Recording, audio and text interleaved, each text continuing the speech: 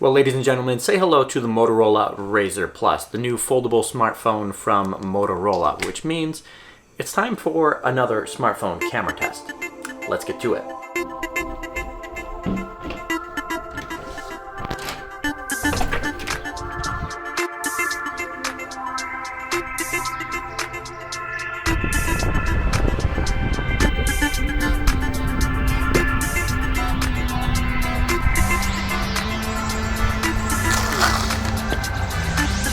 Now, before we get too far into looking at photos and videos captured from the Razr Plus, let's take a second to talk about the specifications and the setup that this smartphone has to offer.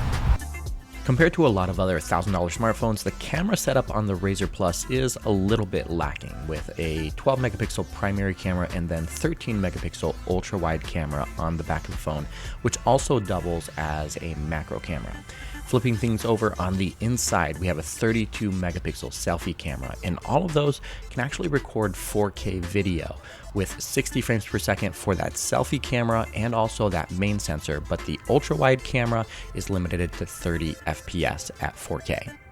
But even though this phone doesn't have all the bells and whistles when it comes to camera hardware, the folding factor of this device makes it so that you can actually use those main cameras on the back of the phone with the cover display, which means you really don't have to rely on that selfie camera as much as you do on any other device.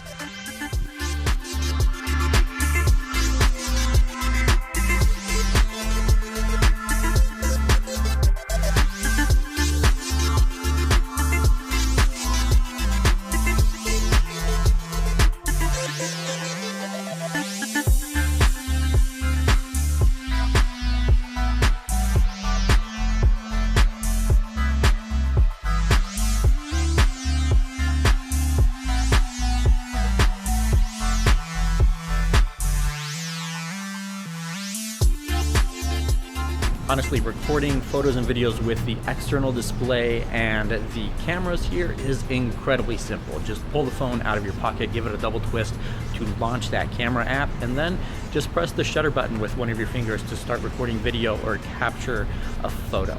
And honestly, it's incredibly great to be able to look at yourself and center yourself with that external display. If I want to be right in the middle, I can. If I want to be off to the side, I can as well. It's just the perfect scenario for capturing video of yourself with the best cameras possible.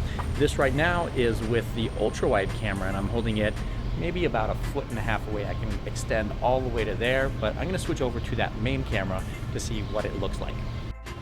And here you go. This is the main camera with my arm fully extended. It's actually pretty good for vlogging. I'm going to adjust here so that it's a little bit below the camera rather than above it. This is probably the best scenario for capturing photos and videos. This is the largest sensor on the smartphone, so it's going to give you the best video quality, especially in low light conditions, what we're going to look at tonight. But honestly, if you're into vlogging with a smartphone, this is probably one of the easiest devices and most versatile devices that you're going to be able to use.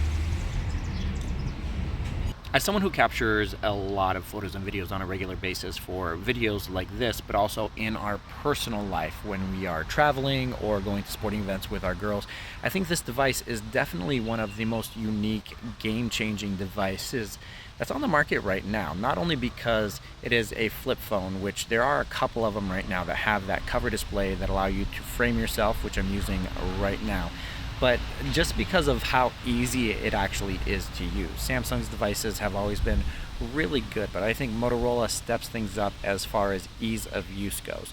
That being said, I'm a little bit disappointed that we don't have a true zoom camera on the back, simply because it doesn't make it as versatile as a device should be. Not having a 3x at the bare minimum, but even a 4x or 5x periscope camera would make this smartphone so much better, especially in vlogging situations like this, when you want to take it out and zoom in on a subject that's far away without having to get physically closer to it, which sometimes you simply can't do. Now, in a lot of my smartphone camera tests, I take around a selfie stick just so that I can hold the phone out for additional pictures or set it up for capturing videos in situations like this. But because of the form factor that this phone folds in half, that means it can also act as its own tripod, standing up on different objects out and about. Right now, it's just sitting on top of a trash can here in the park with no need to carry this around.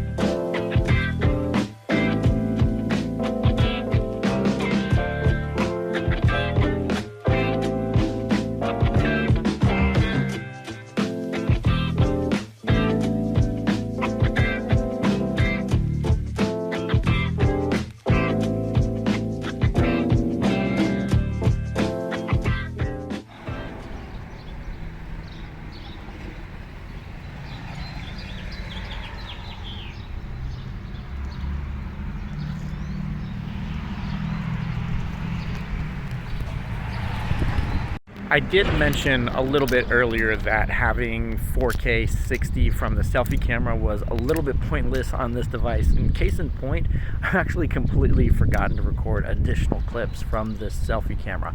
I've just been using that main camera on the back of the phone because it is just so much better. But if you really have to use the selfie camera, I guess it'll do.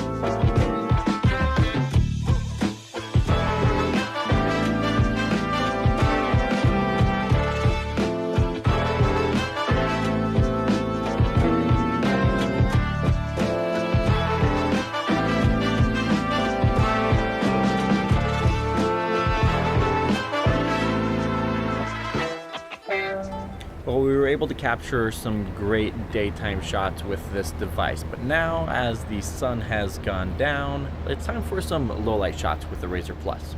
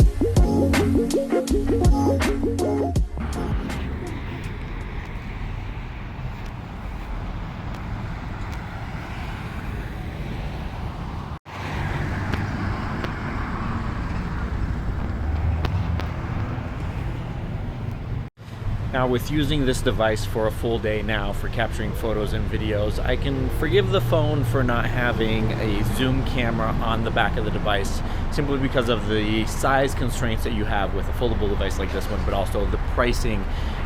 Just adding that extra lens is going to increase the price of the phone. But one thing that has annoyed me the most with this device is simply the fact that you can't switch on the fly from using the ultra wide camera to the main camera while recording video. You do have to stop recording and start again. It's one of the things that infuriates me the most when I use mid-range devices, something that I definitely shouldn't have to deal with when buying a $1,000 smartphone.